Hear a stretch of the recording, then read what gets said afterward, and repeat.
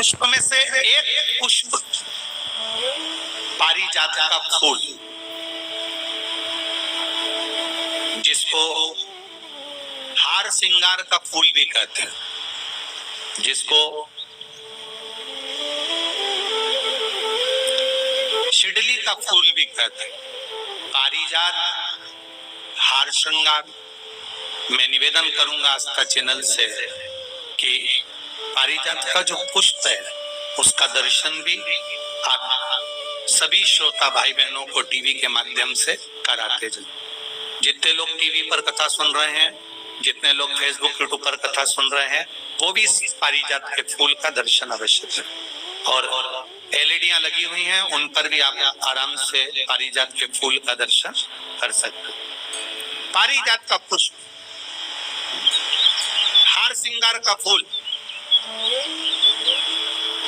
ऊपर से सफेद, नीचे जो उसकी डंडी होती है वो थोड़ी नारंगी होती है, संतरे के कलर की होती, नारंगी कलर।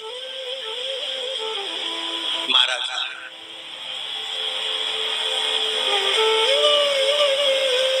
रात्रि में खिलने वाला ये फूल,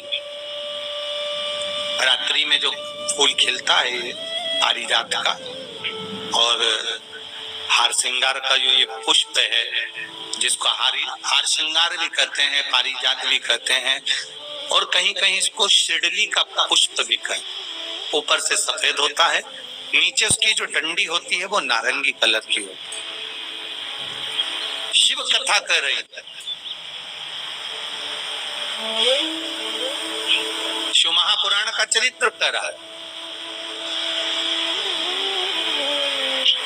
जिस समय पर संतान की प्राप्ति नहीं होती या किसी कारण से हमारे यहाँ वंश की वृद्धि नहीं होती, तब देवाधिदेव महादेव की आराधना पारिजात के फूल से करी जाती। अब उस पुष्प को चढ़ाने का एक तरीका है, जरा ध्यान दीजिएगा। पंच पुष्प शिव महापुराण की कथा आप लोग सुनने के लिए बैठे हो, बड़ी आस लगाकर बैठे हो, उसको समझिए। पारिजात का जो फूल शिव जी को चढ़ता है, भगवान देवाधिदेव महादेव को चढ़ता है, जैसे ये शिवलिंग है, मान लो ये शंकर भगवान का शिवलिंग है, ये जलाधारी है, ये जल नीचे गिरने का स्थान। आप लोगों ने पहले कथा सुनी है ना सबने, आपको सबको मालूम होगा। राइट में गणेश जी का स्थान, लेफ्ट में कार्तिकेय का स्थान, बीच में अशोक सुंदरी की जगह।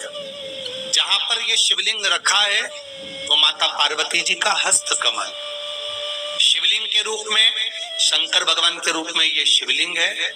ऊपर से जो एक एक बूंद जलाधारी नीचे गिरती है वो शंकर भगवान की 5 लड़कियां, जया, विषहरा, शामली बारी, दौतली और देव, ये शंकर जी की 5 बेटियां हैं।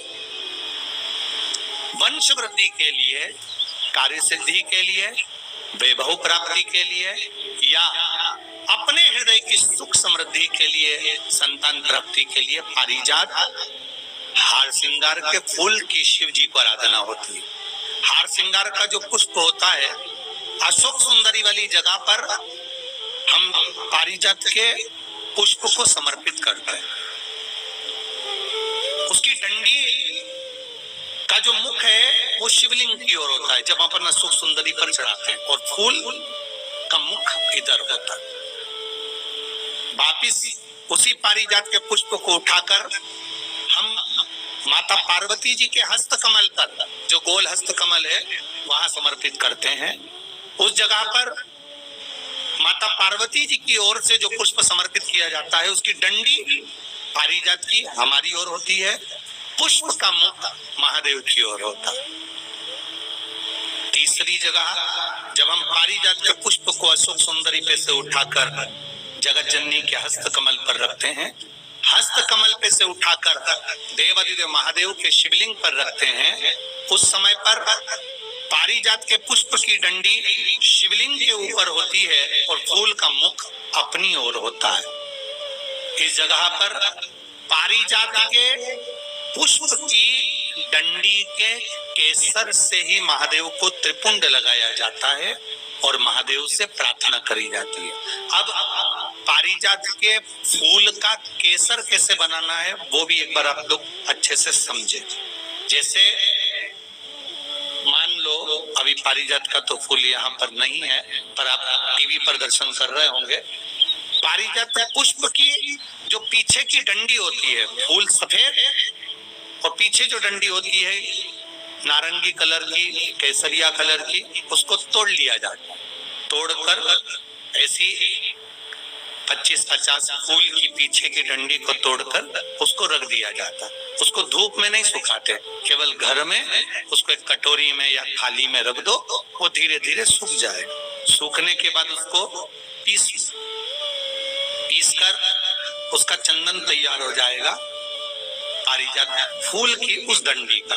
और जिस समय वंश के लिए, सिद्धि के लिए, कार्य सिद्धि के लिए या वैभव प्राप्ति के लिए हम पारिजात का पुष्प देवादिदेव महादेव को समर्पित करते हैं, उस समय इसी को पानी में घोल कर देवादिदेव महादेव को जब आप लगाएंगे तो जैसे केसर घुलती है, केसर का जैसे कलर होता है, केसर जैसी सुगंध करती है, वैसे की वैसे ही ये पारिजात की जो डंडी आप लोगों ने सुखाई है, वही डंडी का जो चंदन बनाया है, शिव जी को लेपन करा है, उस समय पर अपने हृदय की बात अपने जो देवादिदेव महादेव को कही है, बस वही सुगंध हमारे जीवन में आना प्रारंभ हो जाती है। पारिजात हार श्रृंगार, अब जरा ध्यान दीजिएगा, हार श्रृंगार के पुष्प, पारिजात का जो पुष्प है, सोमवार की अष्टमी पड़ने पर यदि हम देवादिदेव महादेव की पारिजात के फूल से आराधना करते हैं, स्मरण करते हैं, तो उसका फल भी हमें अधिक प्राप्त होता है। पारिजात का वीडियो अगर पसंद आए तो उसे लाइक और सब्सक्राइब ज़रूर कर दीजिएगा और ज़्यादा से ज़्यादा शेयर कीजिएगा। Thank you.